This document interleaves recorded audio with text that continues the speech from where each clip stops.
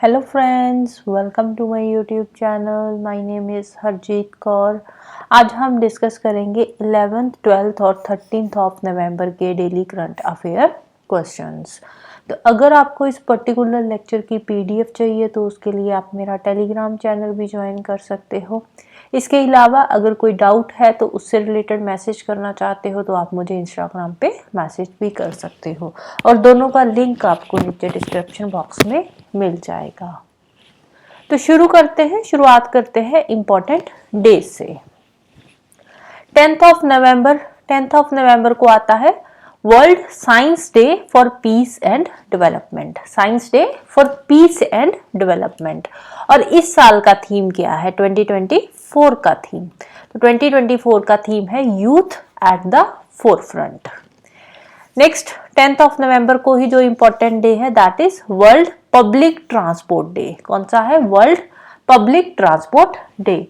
अब देखो होता क्या है, अगर हम पब्लिक ट्रांसपोर्ट यूज करेंगे तो उससे क्या है, हमारा जो इन्वायरमेंट पोल्यूशन है वो कम होगा, राइट। तो इन्वायरमेंट फ्रेंडली है जो पब्लिक ट्रांसपोर्ट है, बजाय कि हम अपनी गाड़ी लेकर निकले, राइट। अब देखो एक बंदा है अकेला एक गाड़ी लेकर ट्रेवल कर रहा है, कहीं एक ही जो पब्लिक ट्रांसपोर्ट होती है, कोई भी बस या ट्रेन की बात कर लो तो उसमें इतने सारे जो लोग हैं एक साथ बैठकर ट्रेवल करते हैं, तो कंपैरेटिवली जो पोल्यूशन है वो कम होगा, राइट। तो उसी से रिलेटेड, उसी को डेडिकेटेड जो डे है वर्ल्ड ट्रांसपोर्ट डे, वो सेलिब्रेट किया जाता है 10th ऑफ नवंबर को। थीम क्या है? Connecting communities, reducing emission. Next day आता है 10th ऑफ नवंबर को ही वर्ल्ड इम्यूनाइजेशन डे। वैक्सीनेशन जिसको बोलते हैं, इम्यूनाइजेशन डे। ये वर्ल्ड इम्यूनाइजेशन डे है, राइट।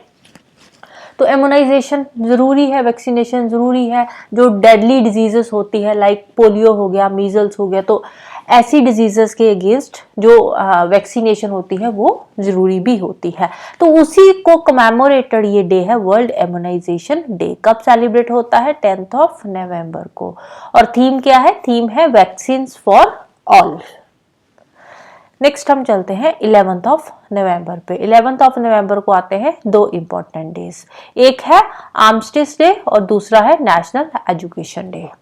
आर्मिस्टिस डे को रिमेम्बरेंस डे भी बोला जाता है और वेटरन्स डे के नाम से भी जाना जाता है। Armistice day, remembrance day and veterans day, तीनों सेम ही है।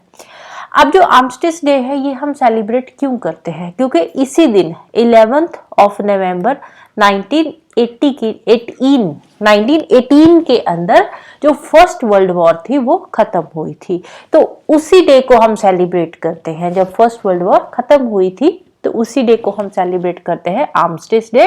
पहले इसका नाम आर्मिस्टिस डे था, बाद में रिमेम्बरेंस डे बन गया, राइट। यूएसए में इसको वेटरन्स डे के नाम से भी जाना जाता है। नेक्स्ट है नेशनल एजुकेशन डे। ये नेशनल लेवल का है, राइट। नेशनल एजुकेशन डे, जो नेशनल डेज होते हैं ना वो ज्यादा इंपॉर्टेंट होते हैं, राइट। तो नेशनल जो डेज हैं उनको ध्यान से हमें समझना है, पढ़ना है।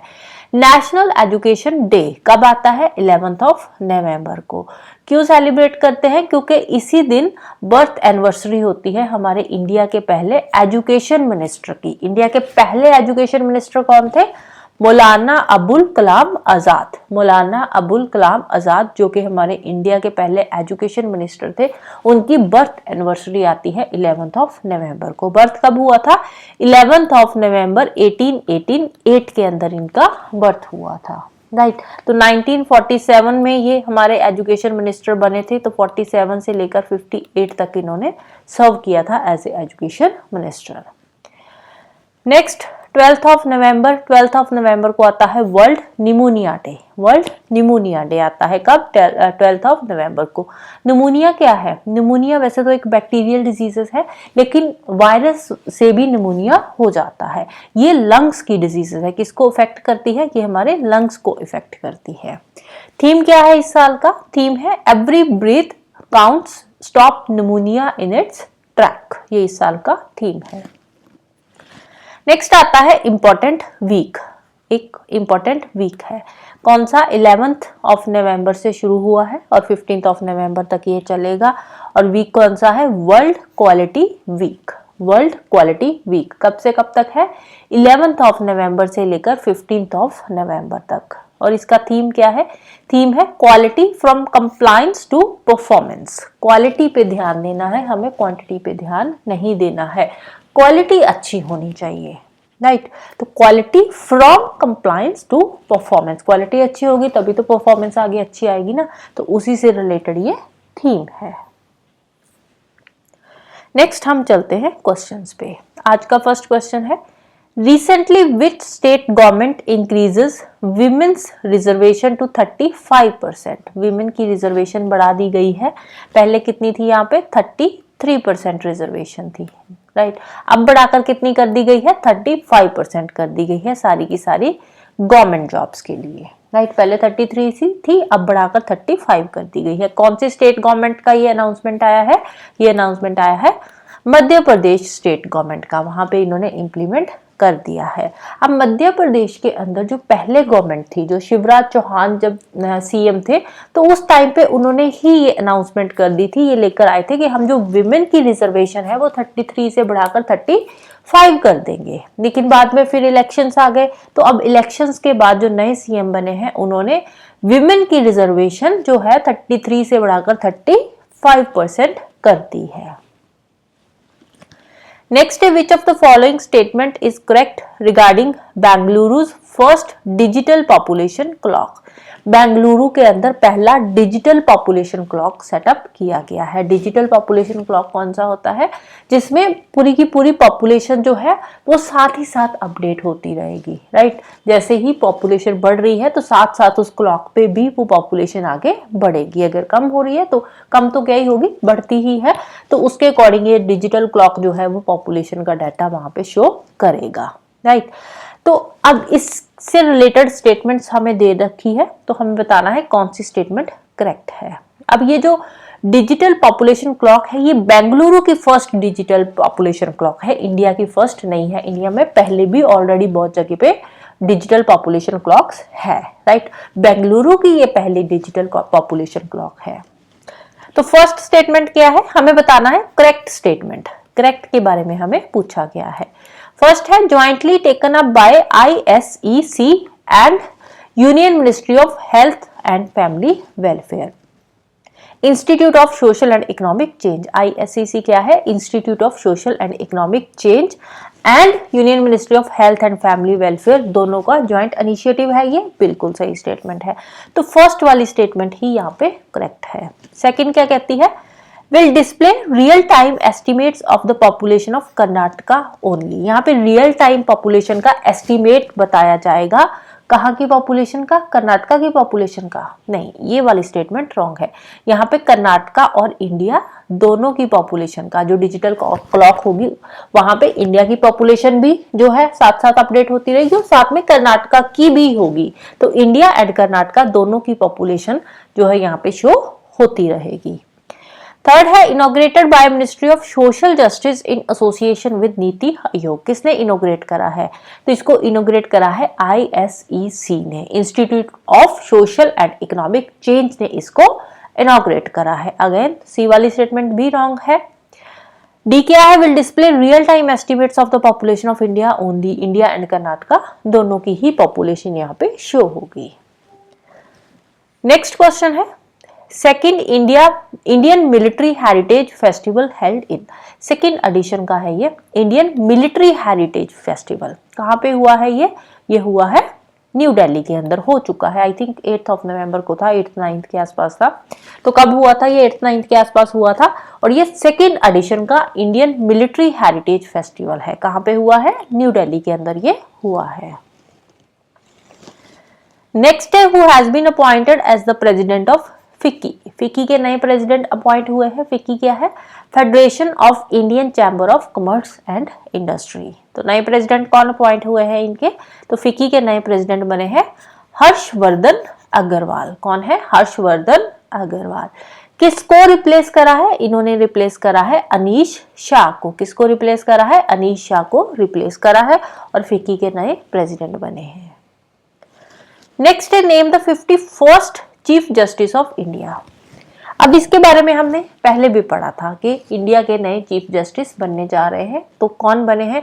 अब उस टाइम पे इनका अपॉइंटमेंट आया था, लेकिन अभी ये अपनी सीट पे बैठे नहीं थे, इन्होंने ओथ नहीं ली थी, राइट। अब इन्होंने ओथ ले ली है, अब ये बन चुके हैं acting chief justice of India. कौन है? तो नाम है संजीव खन्ना। संजीव खन्ना बने हैं इंडिया के 51st नंबर के चीफ जस्टिस, राइट। किसको रिप्लेस करा है? सबको पता है, DY चंद्रचूड़ थे पहले, उनको इन्होंने रिप्लेस करा है।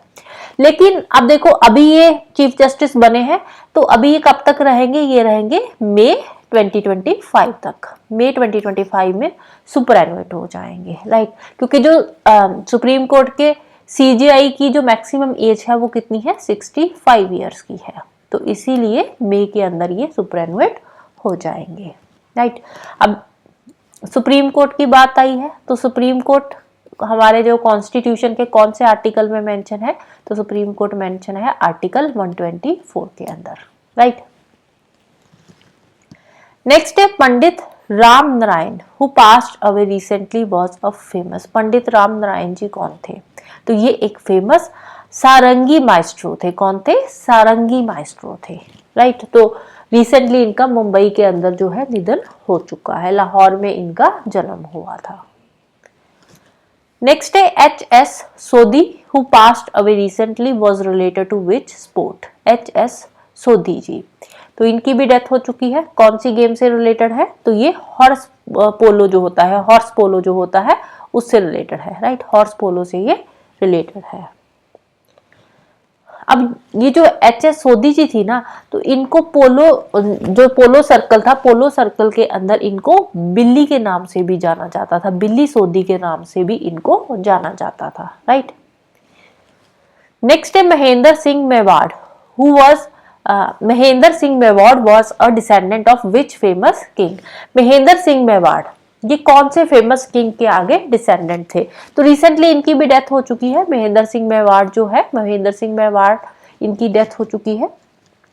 तो ये एक रॉयल फैमिली को बिलोंग करते थे। 1989 के अंदर ये MLA भी रह चुके हैं, लोकसभा से MP, लोकसभा के MP भी रह चुके हैं। MLA स्टेट के होते हैं, तो लोकसभा में ये MP भी बने थे 1989 के अंदर। कौन सी पार्टी से बने थे? ये बने थे BJP से, राइट। BJP के ये MP भी रह चुके हैं 1989 के अंदर। तो कौन से फेमस किंग के डिसेंडेंट है? तो ये है महाराणा प्रताप के डिसेंडेंट। किसके? महाराणा प्रताप के, राइट। नेक्स्ट है third India Australia joint military exercise. Third edition की ये हुई है इंडिया एंड ऑस्ट्रेलिया की ज्वाइंट मिलिट्री एक्सरसाइज। नाम क्या है? ऑस्ट्रा हिंद। ऑस्ट्रा हिंद, ऑस्ट्रा से ऑस्ट्रेलिया, हिंद से हिंदुस्तान। तो दोनों कंट्रीज के बीच की ये ज्वाइंट मिलिट्री एक्सरसाइज है, थर्ड एडिशन की है। तो कहाँ पे हुई है? ये हुई है पुणे, महाराष्ट्र के अंदर। कहाँ हुई है? पुणे, महाराष्ट्र में ये हुई है। 8 नवंबर को शुरू हुई थी, अभी चल रही है। 8 नवंबर को शुरू हुई थी, 21 नवंबर तक ये चलेगी। 8 से लेकर 21 नवंबर तक ये चलेगी। नेक्स्ट है पूर्वी प्रहार। पूर्वी प्रहार, पूर्वी का मतलब क्या होता है? पूर्वी मतलब होता है ईस्टर्न। तो पूर्वी प्रहार ड्रिल जो है उसको किसने कमेंस करा है? पूर्वी प्रहार ड्रिल जो है, ईस्टर्न हमारा जो इंडिया है, नॉर्थ ईस्टर्न स्टेट्स जो है, वहां पे ये ड्रिल जो है कमेंस हो रही है। तो किसकी है ये? इसको हमारी जो ट्राई सर्विसेज है, वो जो हमारी ट्राई सर्विसेज है वो इसमें पार्टिसिपेट कर रही है। हमारी जो ट्राई सर्विसेज कौन कौन सी है? हमारी Indian navy, army and air force. तो तीनों ही इसमें पार्टिसिपेट कर रही है। इसमें क्या है? इसमें जो हमारा नॉर्थ ईस्टर्न स्टेट है, जो हमारी ये नॉर्थ ईस्टर्न स्टेट्स है, तो ऊपर आ जाता है चाइना। तो यहाँ पे जो टफ ट्रेन्स है, अरुणाचल प्रदेश वाला एरिया आ गया, नीचे असम वाला एरिया आ गया, तो यहाँ पे ये जो ड्रिल है ये चल रही है। तो यहाँ पे जो हमारे सोल्जर्स है उनको एक तरह से इस एरिया के बारे में बताया जाएगा कि जैसे ये पहाड़ी एरिया है, माउंटेन्स है ऊंचे ऊंचे, तो माउंटेन्स में कहाँ पे किस तरह का ट्रेन है, उन सब चीजों के बारे में यहाँ पे ये जो हमारे सोल्जर्स है उनको बताया जाएगा। सो दैट कि सडन अगर चाइना की तरफ से अटैक होता है तो हमें एटलीस्ट वहां के एरिया के बारे में पता हो, राइट। तो वहां के चप्पे चप्पे के बारे में हमारे जवानों को पता हो, उसके बारे में उनको बताने के लिए ये जो ड्रिल है ये हो रही है। नाम क्या है? पूर्वी प्रहार ड्रिल, राइट। तो कहाँ पे है ये? अरुणाचल प्रदेश और असम वाले एरिया में हो रही है, अभी चल रही है। आई थिंक ये 10th या 11th को शुरू हुई थी और 18th ऑफ नवंबर तक ये चलेगी, 18th ऑफ नवंबर तक ये चलेगी। नेक्स्ट है Indian navy's which submarine arrives in Colombo for 3-day visit. Indian navy की सबमरीन पहुंची है कोलंबो। हमारे जो नेवल रिलेशनशिप्स है, मेरीन रिलेशनशिप्स है, उनको स्ट्रॉन्ग करने के लिए 3 दिन के विजिट पे वहां पे गई है हमारी सबमरीन। सबमरीन का नाम क्या है? सबमरीन का नाम है INS वेला। INS वेला गई है, कहाँ पे गई है? कोलंबो में गई है। कितने दिन के लिए? 3 दिन के लिए, राइट। नेक्स्ट है world famous Pushkar fair. Pushkar fair जो होता है ये कौन सी स्टेट के अंदर होता है? ये होता है राजस्थान में। कौन सी स्टेट का है ये? राजस्थान का है। राजस्थान के कौन से डिस्ट्रिक्ट में होता है? ये होता है अजमेर में। कहाँ पे? अजमेर के अंदर कैटल फेयर होता है ये, राइट। क्या है ये? कैटल फेयर है। तो यहाँ पे ये ट्रेड किया जाता है, जैसे कैटल हो गया, कैमल हो गए, तो इन सब चीज़ों का, ये जो एनिमल्स है, चीज़ें तो नहीं बोलेंगे, एनिमल्स है, इनका ट्रेड होता है पुष्कर फेयर में। तो ये कहाँ पे शुरू हुआ है? अजमेर के अंदर।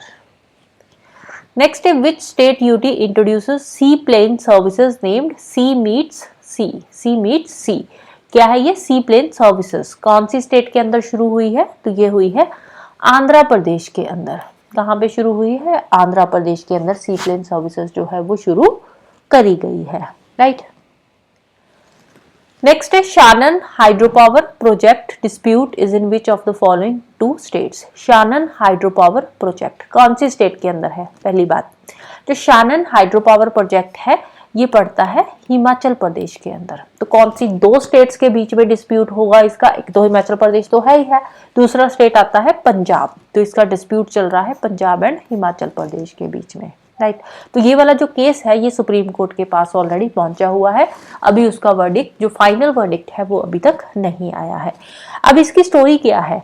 जो पंजाब है, पंजाब में जब ब्रिटिश पीरियड चल रहा था तो उस टाइम पे 1925 की बात है।